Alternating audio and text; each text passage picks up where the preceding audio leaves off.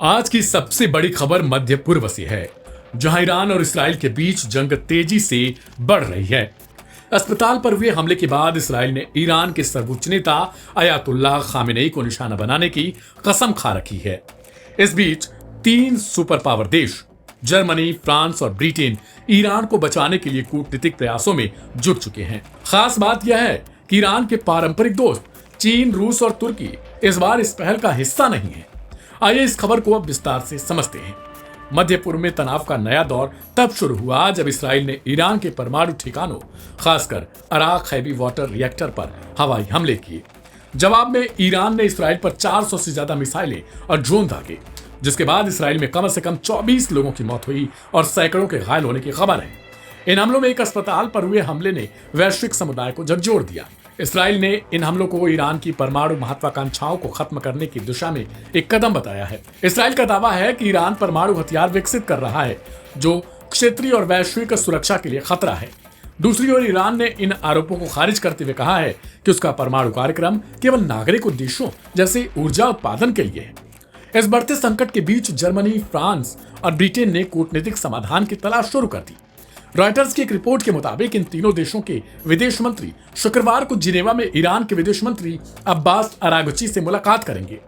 इस बैठक का उद्देश्य ईरान को अपने परमाणु कार्यक्रम को सीमित करने और तनाव कम करने के लिए राजी करना है। जर्मन राजनयिक सूत्रों के अनुसार यूरोपीय विदेश मंत्री पहले जर्मनी के स्थायी मिशन में यूरोपीय संघ के शीर्ष राजनयिक काजा कालास से मिलेंगे। इसके बाद ईरानी विदेश मंत्री के साथ बातचीत तय है। Aim right, achieve big. At KR Mangalam University, we provide you the platform to turn your dreams into reality. At KR Mangalam University. यह कूटनीतिक पहल संयुक्त राज्य अमेरिका की सहमति से हो रही है। हालांकि अमेरिकी राष्ट्रपति डोनाल्ड ट्रंप ने इस मामले में अभी तक कोई स्पष्ट रुख नहीं अपनाया। ट्रंप ने बुधवार को कहा कि उन्होंने ईरान पर सैन्य कार्रवाई के लिए अमेरिकी सेना को अनुमति देने का अंतिम फैसला नहीं लिया है। उन्होंने स्थिति पर नजर रखने और इंतजार करने की बातें कही। ट्रंप की इस चुप्पी ने वैश्विक चिंता को और बढ़ा दिया, क्योंकि माना जा रहा है कि अमेरिका गैर हस्तक्षेप नीति से संकट और गहरा कर सकता है। जर्मनी के चांसलर फ्रेडरिक मर्ज ने इसराइल का समर्थन करते हुए ईरान से तनाव कम करने की अपील की। उन्होंने चेतावनी दी कि अगर ईरान ने अपने रुख में बदलाव नहीं किया तो उसे विनाश का सामना करना पड़ सकता है। वहीं जर्मन विदेश मंत्री जोहान वेडरफुल ने ईरान से परमाणु कार्यक्रम पर आश्वासन देने और समाधान की दिशा में काम करने का आग्रह किया। वेडफुल ने फ्रांसीसी और ब्रिटिश समकक्षों के साथ मिलकर सोमवार को ईरान विदेश मंत्री से फोन पर बातचीत की। इस दौरान उन्होंने साफ कहा कि तनाव कम करने का पहला कदम ईरान को उठाना होगा। ब्रिटेन के विदेश मंत्री डेविड लैमी ने भी इस परमाणु वार्ता में शामिल होने की सहमति दे दी है, जैसा कि स्काई न्यूज ने पुष्टि की। इस संकट का असर सिर्फ ईरान और इसराइल तक सीमित नहीं रहेगा। मध्य पूर्व में पहले से मौजूद तनाव, जैसे यमन में हूती विद्रोह और लेबनान में हिजबुल्लाह की गतिविधियां इसे और जटिल बना रहे हैं। विशेषज्ञों का मानना है कि अगर यह जंग बढ़ी तो इसका असर वैश्विक ऊर्जा बाजार और अर्थव्यवस्था पर भी पड़ सकता है। सवाल यह है, क्या यह वार्ता संकट को कम कर पाएगी या फिर मध्य पूर्व एक बड़े युद्ध की ओर बढ़ रहा है? आपकी राय इस खबर को लेकर क्या है? नीचे कमेंट करें और हमें बताएं कि आप स्थिति को कैसे देखते हैं। ढेर सारी खबरों से जुड़े रहने के लिए सब्सक्राइब करें लाइव हिंदुस्तान।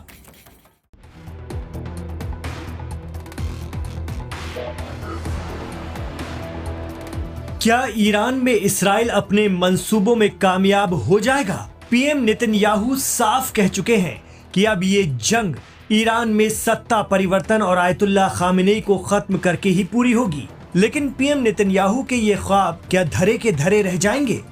एक्सपर्ट बताते हैं कि इसकी संभावना कहीं ज्यादा है। इसकी कई वजूहात हैं, लेकिन ईरान की सियासत और वहां के प्रशासन को करीब से जानने समझने वाले बताते हैं कि भले ही आयतुल्लाह खामेनेई 86 साल के हो चुके हैं, लेकिन सत्ता की बागडोर वो मजबूती से थामे हुए हैं। इसकी वजह यह है कि ईरान के ज्यादातर वर्गों में खामेनेई की इस्लामिक रिपब्लिक हुकूमत की पकड़ मजबूत है। जानकार कहते हैं कि ईरान में तख्ता पलट तभी हो सकता है जब देश की आर्थिक स्थिति बेहद कमजोर हो जाए, जैसा रूस में हुआ था। इसके अलावा सामाजिक संघर्ष बढ़ जाए, जैसा इराक में देखा गया। ऐसी कई स्थितियां जब एक साथ देखी गई थी तो अरब देशों में आंदोलन शुरू हुए थे, जिसे अरब स्प्रिंग कहा गया था। फिलहाल ईरान में ऐसे हालात बिल्कुल नहीं हैं। उल्टा वहां की आवाम अपने रहबरे मुअज्जम यानी सुप्रीम लीडर के शाना बशाना खड़ी नजर आती है। आयतुल्लाह खामनेई का शासन भले ही मजहबी उसूलों पर चलने वाली व्यवस्था है, लेकिन उनके दौर में ईरान में चुनाव बड़े ही तरीके से मैनेज किए जाते रहे। इसके अलावा सरकार के चेहरे के तौर पर राष्ट्रपति या प्रेसिडेंट होते हैं और किसी भी आंदोलन को कुचलने का ठीकरा उन पर ही फूटता है। इस तरह सुप्रीम लीडर आयतुल्लाह खामनेई सीधे तौर पर जनता के गुस्से से बच जाते हैं, जैसे कि 2022 में हिजाब मुखालिफ तहरीक में हुआ था, लेकिन उसे मैनेज कर लिया गया। Aim right, achieve big. At KR Mangalam University, we provide you the platform to turn your dreams into reality. At KR Mangalam University. उस वक्त अमेरिका और इसराइल के जरिए दावा किया गया था कि ईरान में एक बहुत बड़ा तबका इस्लामिक रेवोल्यूशन के खिलाफ हो गया है, लेकिन खामनेई ने अपनी पकड़ ढीली नहीं पड़ने दी। इस तरह ईरान में सरकार का चेहरा और असली पावर बटी हुई है, जिससे जनता के बीच परसेप्शन मैनेजमेंट करने में आसानी रहती है। मीडिया रिपोर्ट बताती हैं कि गांव में आयतुल्लाह की पकड़ ज्यादा मजबूत है। इस्लामिक रेवोल्यूशनरी गार्ड कॉर्प्स यानी पासदारान इस्लाम और बसीजी फोर्स का गठन तो आयतुल्लाह खामनेई के दौर में ही हुआ। ये तंजीमें इस्लामिक क्रांति को बनाए रखने का काम करती हैं। एक दिलचस्प तथ्य ये भी है कि आयतुल्लाह खामनेई के खिलाफ उठने वाली विद्रोह की ज्यादातर आवाजें शहरी क्षेत्रों में हैं। ईरान के गांव में आयतुल्लाह को पसंद करने वाले बहुत बड़ी तादाद में हैं।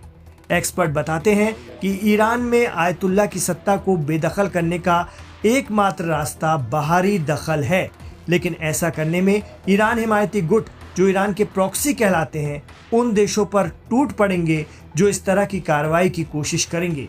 इसलिए ईरान में सुप्रीम लीडर को चैलेंज करना अपने आप में खुद बहुत बड़ा चैलेंज है।